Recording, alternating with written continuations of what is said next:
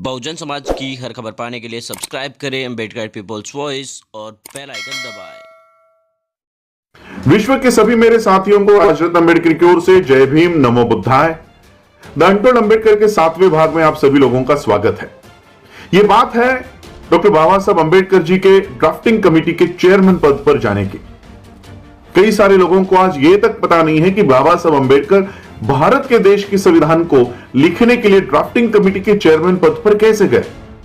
एक वक्त था जब बाबा साहब अम्बेडकर जी को यह सरल शब्दों में कहा गया था कि बाबा साहब, आपको इस संविधान सभा के दरवाजे ही नहीं तो खिड़कियां भी हमने आपके लिए बंद रखी है। बाबा साहब ऐसे संविधान सभा के ड्राफ्टिंग कमेटी के चेयरमैन पद पर कैसे पहुंचे। अंग्रेजों ने भारत को आजाद करने का एक शर्त रखा कि जब तक इस देश को संविधान तैयार करके नहीं दिया जाता तब तक हम इस देश को आजाद नहीं करेंगे।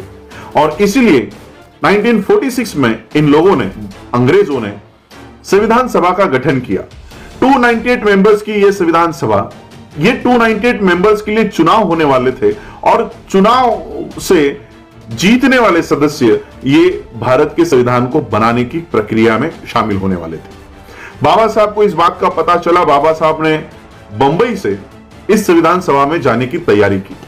जब बाबा साहब अम्बेडकर बंबई से इस संविधान सभा में जाने की तैयारी कर रहे थे, तब गांधी और पटेल ने आकर बाबा साहब से कहा कि बाबा साहब, इस संविधान सभा के दरवाजे ही नहीं तो खिड़कियां भी हमने आपके लिए बंद रखी है, हम आपको इस संविधान सभा में आने ही नहीं देंगे।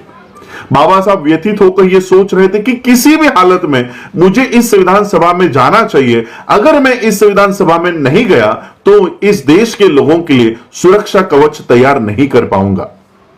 बाबा साहब की इस व्यथा को देखते हुए पश्चिम बंगाल में बैठे हुए जोगेंद्रनाथ मंडल, इन्होंने बाबा साहब को पश्चिम बंगाल में आमंत्रण दिया कि आप यहां आइए। और पश्चिम बंगाल के मुस्लिम लोगों ने और वहां की रविदास कम्युनिटी ने बाबा साहब अम्बेडकर जी को वहां से चुनकर इस भारत देश के संविधान सभा में भेजा। 298 मेंबर्स की यह संविधान सभा 9 दिसंबर 1946 को इस संविधान सभा का कामकाज शुरू हुआ और पहले ही दिन का कामकाज इतना विवादास्पद है कि वहीं से झगड़े शुरू हो चुके थे। नेहरू ने कुछ मुद्दों के ऊपर वहां पर अपना प्रस्ताव सबमिट किया, उस संविधान सभा को दिया और संविधान सभा में कुछ मुद्दे पारित हो गए, लेकिन कुछ मुद्दों के ऊपर बहस छिड़ गई। और वो बहस इतनी तीखी बहस थी कि वो बहस झगड़ों में रूपांतर हो गया। डॉक्टर राजेंद्र प्रसाद इस संविधान सभा के चेयरमैन थे। 298 मेंबर्स को जब अपनी बात रखने का मौका मिलता तो 2 दिन के बाद और केवल 5 मिनट के लिए वो मौका उनको दिया जाता था। जब यह पूरा बहस चल रही थी, पूरा झगड़े चल रहे थे, संविधान सभा में ये झगड़े चल रहे थे, तब डॉक्टर राजेंद्र प्रसाद, इन्होंने बाबा साहब से कहा कि बाबा साहब, आप उठिए और आप अपनी बात रखिए। बाबा साहब ने देखा कि इतनी बहस चल रही है, इस बहस में मुझे कौन सुनने वाला है, मेरी आवाज तो इस बहस में दब जाएगी। लेकिन फिर भी बाबा साहब खड़े हुए और बाबा साहब ने जो स्पीच दिया है, यह कॉन्स्टिट्यूएंट असेंबली के उस सारे किताबों में यह मौजूद है। बाबा साहब कहते हैं कि आज एक तो मेरा बोलने का दिन नहीं है, मेरा मौका आज नहीं है, वो कल है, लेकिन फिर भी इतने झगड़ों में, इतने बहस में आपने मुझे खड़ा किया है तो मैं अपने इस मौके का पूरा फायदा उठाऊंगा। 5 मिनट का समय बाबा साहब को दिया गया था और जैसे ही बाबा साहब ने अपनी बातों को रखना शुरू कर दिया, जो सभागृह शोर कर रहा था कुछ ही क्षणों में शांत हो गया और बाबा साहब क्या कह रहे हैं इसकी ओर कान देकर सुनने लग गया। 5 मिनट का समय बाबा साहब के पास था, आधे घंटे तक बाबा साहब का भाषण चला और जैसे ही बाबा साहब अपने आसन पर बैठ गए, पूरे सभागृह ने ताली बजाकर बाबा साहब का स्वागत किया। उन तालियों में एक संदेश था कि हम 298 मेंबर्स में, हम 300 लोगों में एक व्यक्ति इस सभागृह में ऐसी मौजूद है जो पूरे संविधान सभा का काम अकेले कर सकती है। ऐसी व्यक्ति इस सभागृह में मौजूद है और वो है डॉक्टर अंबेडकर। बाबा साहब ने धीरे धीरे पूरे संविधान सभा का कब्जा कर लिया, ताबा ले लिया।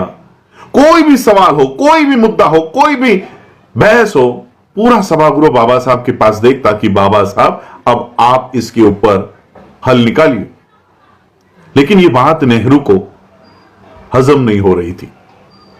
नेहरू सोच रहे थे कि यहां से तो बाबा साहब अंबेडकर जी के प्रति लोगों का आदर बढ़ते जा रहा है।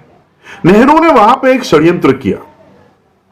जिस प्रांत से डॉक्टर बाबा साहब अंबेडकर चुनकर भारत के संविधान सभा के सदस्य बने थे, उस प्रांत को जब इस देश का विभाजन किया जा रहा था, तब बाबा साहब अंबेडकर जी का मतदार संघ इन्होंने पाकिस्तान को दे दिया, ताकि बाबा साहब अंबेडकर भारत के सदस्य ना रहे, भारत के मतदार क्षेत्र के सदस्य ना रहे, और बाबा साहब अंबेडकर जी का भारत के संविधान सभा का सदस्यत्व पद रद्द हुआ।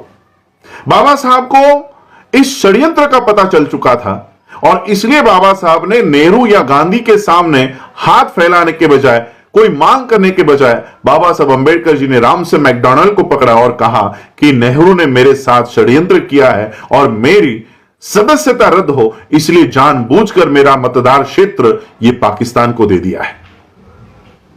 रामसे मैकडॉनल्ड ने नेहरू को बुलाया और नेहरू से कहा कि जब तक आप डॉक्टर अंबेडकर को भारत के संविधान सभा पर फिर से चुनकर नहीं लेते, तब तक आपके देश को कोई आजादी नहीं दूंगा। ये सीधे शब्द में ये रामसे मैकडॉनल्ड ने नेहरू को कहा, और नेहरू की ये मजबूरी हो गई कि अगर आजादी चाहिए तो बाबा साहब को संविधान सभा पर लेना होगा। और फिर नेहरू ने अपने एक कांग्रेस के सदस्य से इस्तीफा मांगा, और वो इस्तीफा दी हुई कुर्सी बाबा साहब को दी।